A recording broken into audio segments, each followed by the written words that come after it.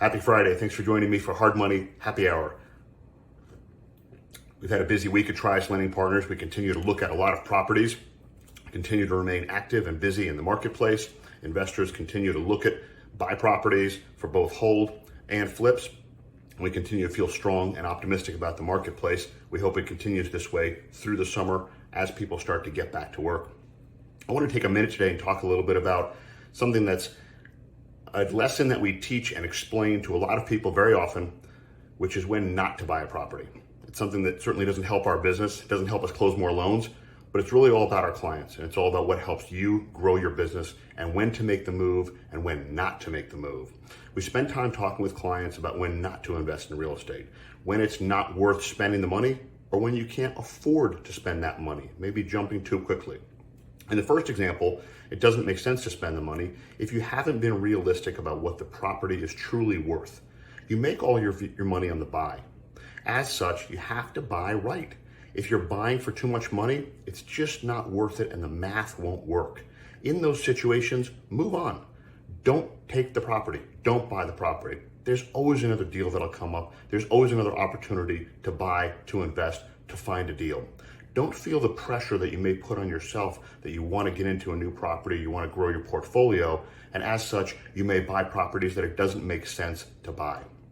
On the example of not having enough money, we've run into a few people in that situation, very eager to get into real estate investing, really excited to get into it. Real estate investing is great. There's tremendous opportunity and tremendous amounts of money to be made. We work with clients on a long-term basis who do that all the time.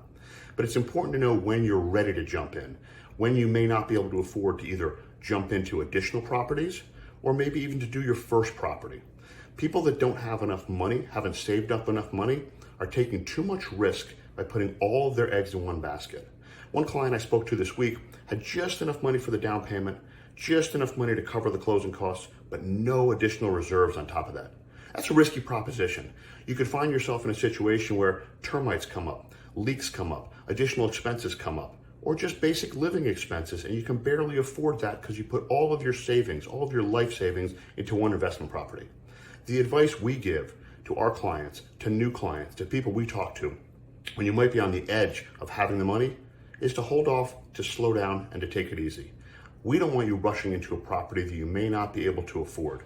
Spend some time saving up some more money, spend some time stocking a little more away, getting your credit improved a little bit more, putting a little more in the bank, and then come back to us when you're in a position where you can afford the property. It's very important to make that distinction. It's very important to make that decision to say, I'm not ready yet, I want to do this, I need a little more time.